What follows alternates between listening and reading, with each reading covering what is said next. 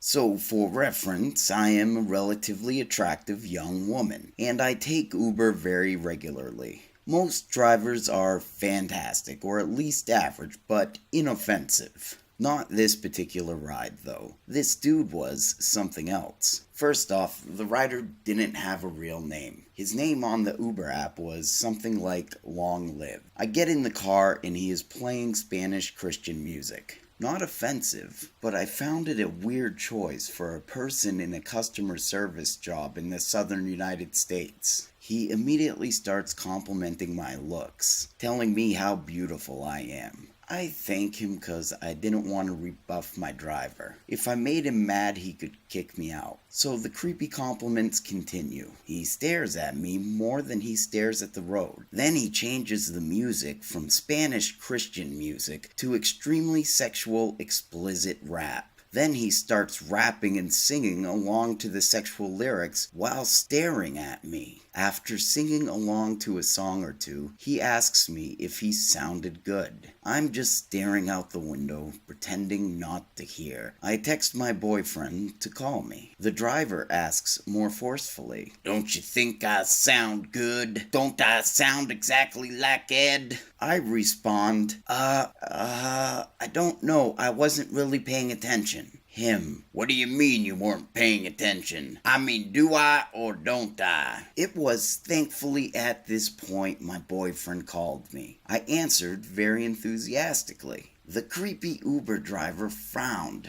My boyfriend stayed on the line until I got to my destination. I filed the complaint with Uber and I rated the driver 1 star. I recall Uber's response being very mildly concerned, yet non-committal. So, Long Live, please, let's never meet again.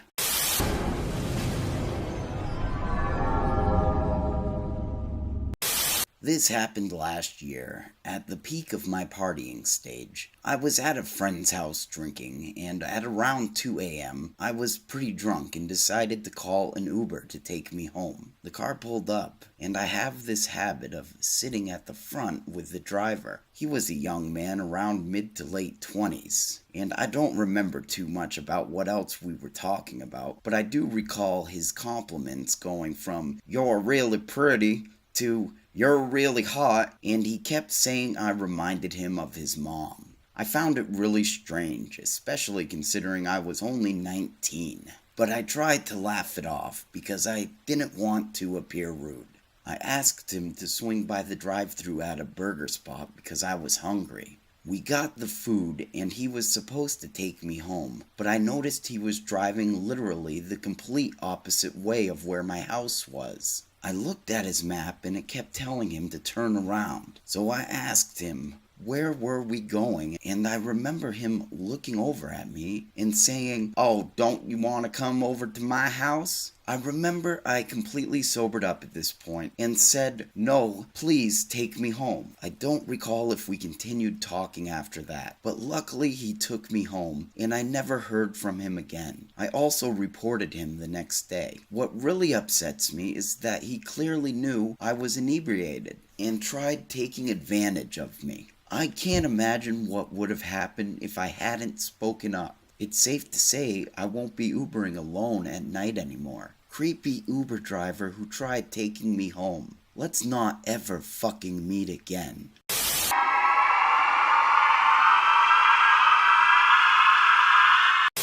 I always tell this story as a cautionary tale that has actually happened to me, especially in light of all the terrifying, heartbreaking news of girls who get into Ubers and are never seen again. This happened when I was in college. It's one of the bigger party schools, with an entire street of bars you can wander to and from.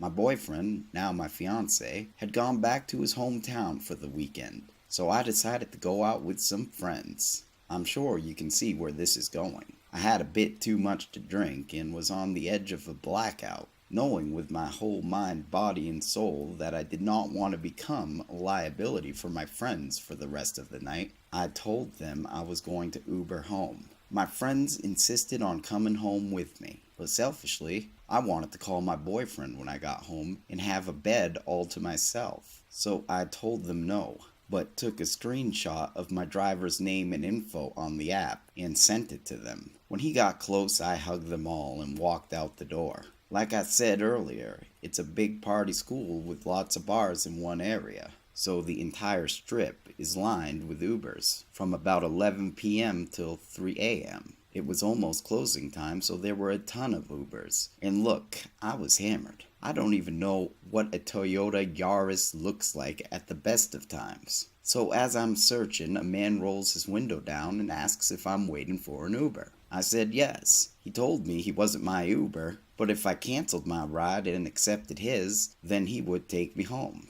I was already thinking of leftovers I had in my fridge at this point, so I agreed, canceled my Uber, and linked my account up with this guy's. He was super nice, and he was an Uber. I've heard stories of fake Uber drivers, so I did make sure he was legit. He called me beautiful a few times right off the bat, but hey, I was a girl in college. I got a lot of that. I remember we talked about our favorite books. I had told him I was an English major, and he was super interested in listening to me talk about tutoring ESL students in my free time on campus. He was an immigrant who had to learn to speak English, so we lamented about how awful it is to learn such an intricate language, but how rewarding the successes were in the end. When he missed the turn for my apartment complex, I figured it must have been because he was distracted by our conversation. I politely pointed out to him that he missed the turn, and he said he'd turn back around. Rather than making a U-turn, though, he took the longest way to get back to my apartment. I was still in familiar territory, so I at least knew that he was going in the right direction, but I was starting to get nervous. It was around 2:30 a.m. at this time, and it was super dark, and no one was awake, let alone outside. When he missed the turn-in again, I asked if I could just get out and make my way back on my own. He seemed kind of offended, like he was surprised that I wasn't as engrossed in our conversation as he was. I kinda jokingly told him I was a broke college student, and he was racking up my bill during a surge. That seemed to straighten things out a bit. He was all like, "Oh, I completely understand," and turned back toward my complex. I was honestly so freaked out and drunk at this point that as soon as he pulled into my complex, I was like, "Okay, right here is fine, thank you," and pulled on the door handle when he came to a stop. It didn't open. I hit the little lock latch. Still nothing. "Let's go get coffee," he said. He clicked the button in the app to say the trip was completed and clicked out of the app. At this point, I'm trying not to look as freaked out as I feel. I told him I was tired and it was late, and coffee was the last thing I needed at this moment. I tried the door again, just to make sure I wasn't drunk and handling the door wrong. Still didn't open. "We should sit here and talk until you feel better," he was explaining to me. "We can go somewhere more private too if you like. Do you live alone up there?" At this point, I'm frantically digging through my purse for my phone. Fuck being polite. When he asked what I was doing, I told him I promised my boyfriend I'd call him once I was home safely. Wrong thing to say to this guy. He got pissed that I had a boyfriend and didn't tell him about it. The driver asked me what my boyfriend's name was, what my boyfriend did for a living, and where my boyfriend was right now at this very second. When I gave him half-hearted answers, he got even more angrier. He demanded to know why a boyfriend of mine would be stupid enough to leave his girl alone with another man. He repeated it twice. At this point, I'm trying not to cry. When I figured my phone must have fallen under the seat, I started digging around down there. He demanded to know what I was doing. I gave my best impression of a genuine laugh and said I dropped my phone. He told me to stop digging around in his things immediately, so I stopped. Mind you, I'm still drunk as hell at this point. I was just trying to keep my shit together and not vomit or pass out. I tried the door a third time. Still nothing. He asked if I wanted to get coffee again. Even kinda begged a little. I told him no, I just needed sleep. He asked if I lived alone again. I lied and told him I had a roommate. He asked if it was my boyfriend, and I said no. He kinda got angry again, and then straight up asked if I made my boyfriend up. I told him no, and he got angrier, and again asked why my boyfriend would leave me alone with another man like this. I'm usually pretty good at reading people, and I got the vibe that this guy thought he was a knight compared to my boyfriend. So I lied, through my teeth. I told him I was going to break things off with my boyfriend, that we weren't even really that serious, that he was an idiot to leave me alone like this. Thank whatever fucking God was watching over me. But that did it. He calmed right down and said that changed things. He asked if I wanted to get coffee again, and I changed my answer to, not tonight. He asked for my number and I gave it to him. He called it right away to make sure it was my number. My phone buzzed from between my seat and the door and I fished it out. He grabbed my phone from me and demanded I show him my boyfriend's contact info. When I did, he deleted it and gave me a big smile. Feels good, doesn't it? I told him yes. He put his number in my phone and gave it back. I told him good night in hopes that he would release me, and he told me he'd like to talk just a little longer. I had to stay locked in that car with him until 4:30 in the morning. I don't even remember what we talked about. He asked if he could hold my hand at one point, to which I said I needed to break up with my boyfriend before I did anything with another man. He liked that answer, thankfully. When he finally let me out, the door was child locked, so could only be opened from the outside. The windows were locked too. I walked up to the wrong building steps and crouched down in the shadows of some random person's door until he drove off.